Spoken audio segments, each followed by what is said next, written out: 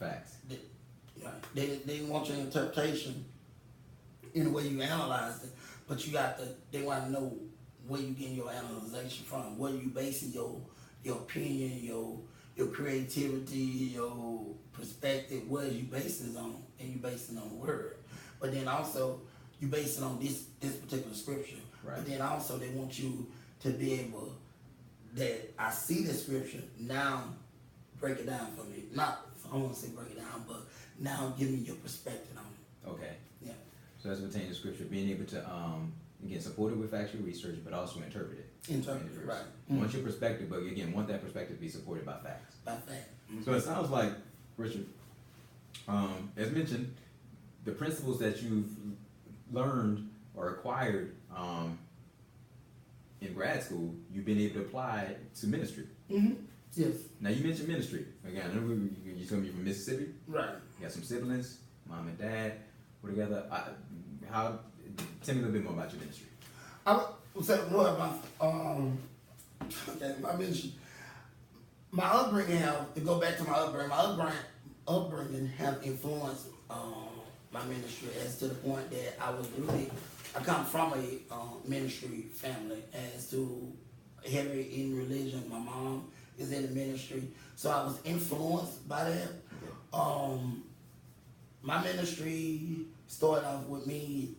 I say the first thing I remember doing related to ministry, even though I've been in church all my life, the first ministry I started doing was just ministering to the sick, as calling them every week, just checking on them, having prayer with them. And from that have led me to do other things, as be elevated to be like a deacon in training.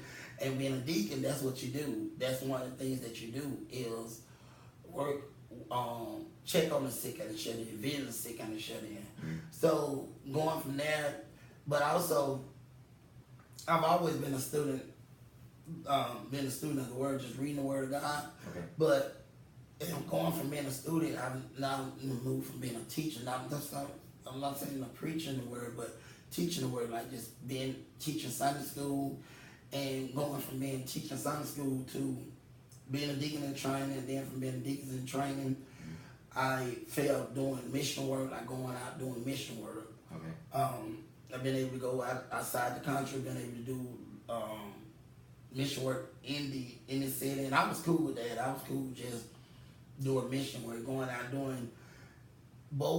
doing what I call mission work, is doing mission work in the church, but also I've been able to work on programs where I had to come up with different events to do in the city. Mm-hmm.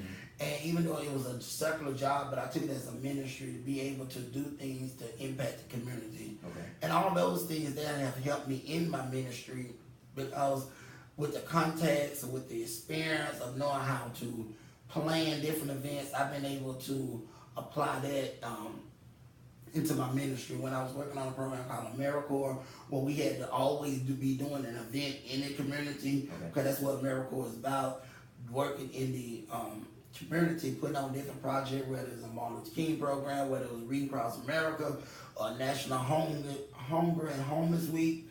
Those type of things have helped me, because during that time I had to learn how to network, like calling different agencies to let them know what we was doing and see if they can partner with us from a financial standpoint, see if they can just partner with us from a standpoint as attending the program. Can we use your venue and different things? Can you donate different things, different like food items and different things, monetary? And those things have helped me to, now that I'm in a ministry or pastoral, I now know how to plan different events. I know how to call and network with other people. You know, being able to plan an event. Know that you can't wait till the last minute to plan an event. If you can put on the calendar and say, okay, we're gonna do this big event in May. Well, I know that I need to, if I want it to be a success, that I don't need to wait till May to start working on an event. I need to start ahead of time. I know that I need to set deadlines. That's stuff that I learned from working in the community, because you have deadlines, because anything can happen. You may not be able to get in contact with a person, so you need to start ahead of time.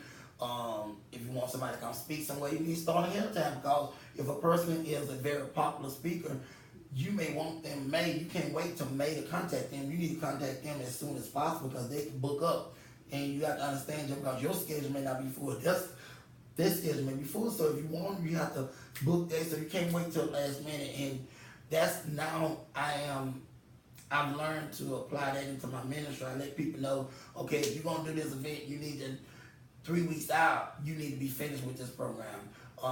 You need to be hitting the radio station and advertising, letting them know you got this going on. You need to have it out so that by the time your event comes, that's all over town. Everybody in town basically know you having this event, even though it may be weeks and weeks before. You giving people time to plan. Okay.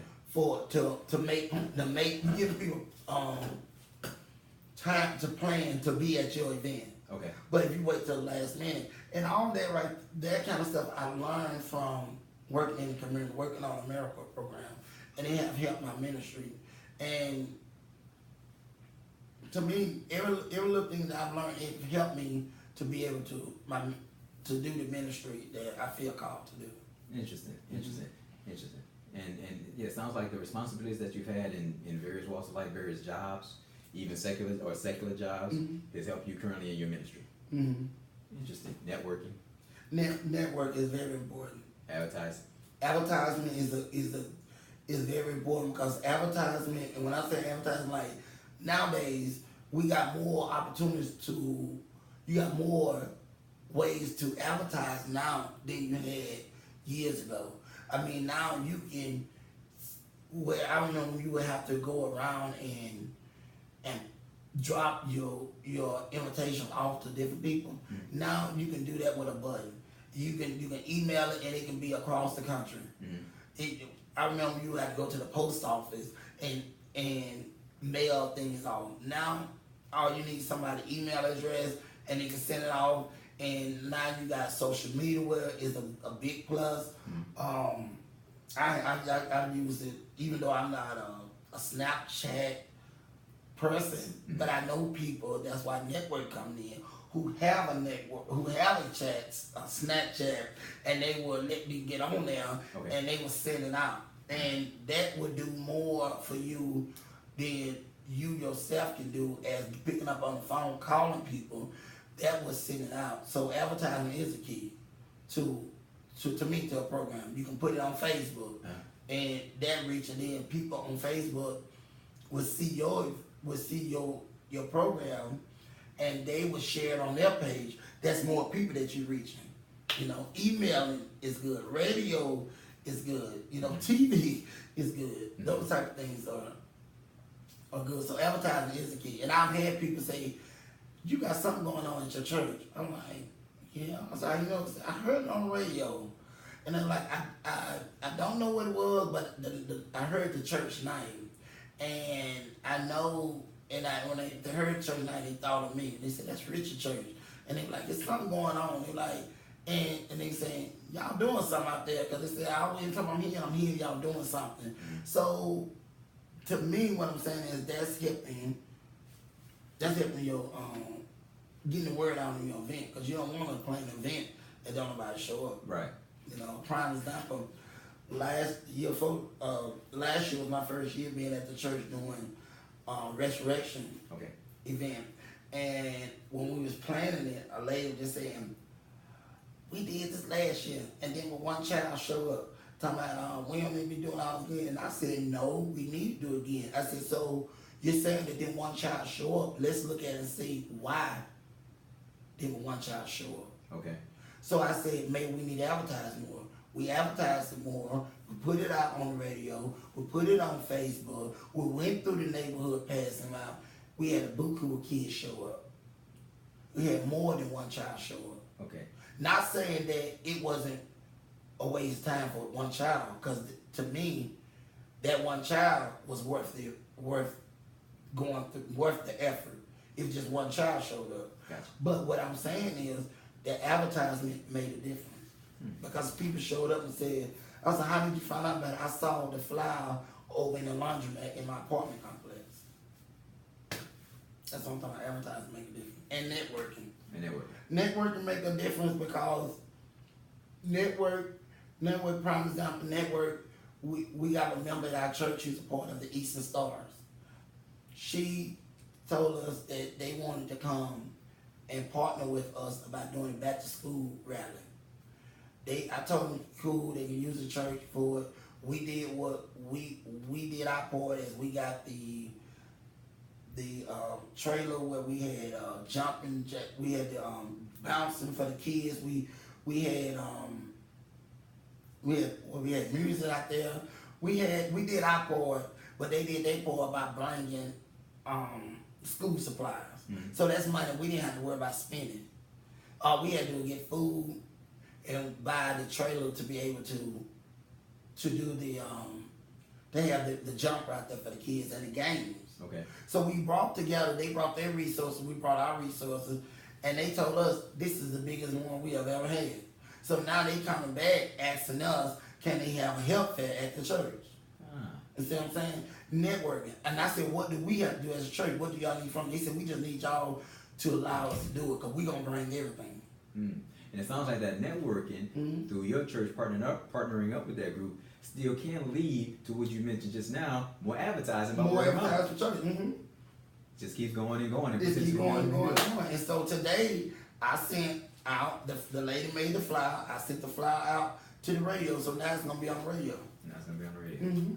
Again, these things that have helped you along the way to where you are now. Yeah, all of responsibilities, networking, advertising. Yeah, because I can tell you the America program, before I worked on that America program, I didn't really know about, I knew about doing some advertisement, but it helped sharpen me because I would get reviewed by my supervisor, and she would point some things out to me as some things that I can work on, and those things I have tried to work on, and one of them is delegating other people to do stuff.